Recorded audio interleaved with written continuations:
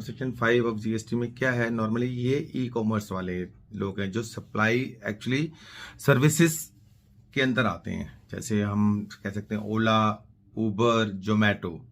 तो एक्चुअली क्या करते हैं, ये हमारे यहाँ पे टैक्स कलेक्ट करते हैं। ये ना तो इसमें बायर को टैक्स देना पड़ता है, ना इसमें सेलर को टैक्स देना।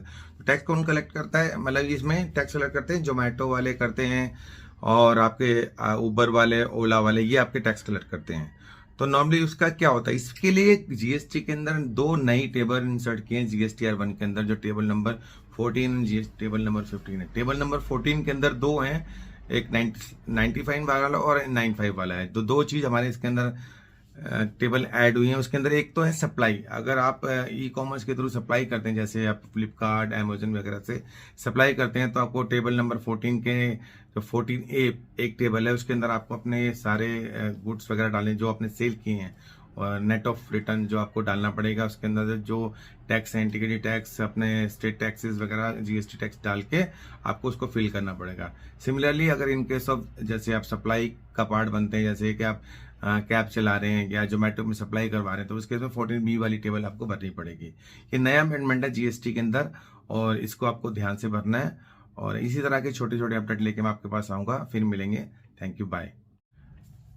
Good morning everybody. और आज हम जीएसटी के सेक्शन 9 सब सेक्शन 5 के बारे में बात करेंगे, जो कि थोड़ा कंफ्यूजिंग और थोड़ा कंफ्यूजन का विषय बन चुका है।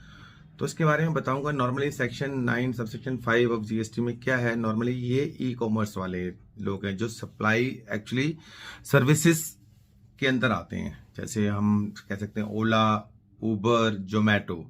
तो एक्चुअली क्या करते हैं, ये हमारे यहाँ पे टैक्स कलेक्ट करते हैं। ये ना तो इसमें बायर को टैक्स देना पड़ता है, ना इसमें सेलर को टैक्स देना।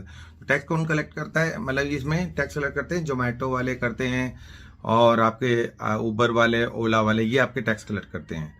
तो नॉर्मली उसका क्या होता है, इसके लिए जीएसटी के अंदर दो नई टेबल इंसर्ट किए हैं जीएसटीआर 1 के अंदर, जो टेबल नंबर 14 टेबल नंबर 15 है। टेबल नंबर 14 के अंदर दो हैं, एक 95 वाला और 95 वाला है। तो दो चीज हमारे इसके अंदर टेबल ऐड हुई है। उसके अंदर एक तो है सप्लाई। अगर आप ई कॉमर्स के थ्रू सप्लाई करते हैं, जैसे आप फ्लिपकार्ट, अमेजन वगैरह से सप्लाई करते हैं, तो आपको टेबल नंबर 14 के जो 14A एक टेबल है, उसके अंदर आपको अपने सारे गुड्स वगैरह डालने जो आपने सेल किए हैं, और नेट ऑफ रिटर्न जो आपको डालना पड़ेगा। उसके अंदर जो टैक्स है, इंटीग्रिटी टैक्स, अपने स्टेट टैक्सेस वगैरह, जीएसटी टैक्स डाल के आपको उसको फिल करना पड़ेगा।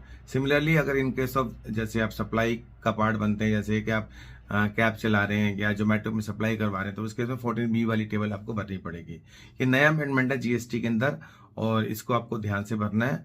और इसी तरह के छोटे छोटे अपडेट लेके मैं आपके पास आऊंगा। फिर मिलेंगे। Thank you, bye.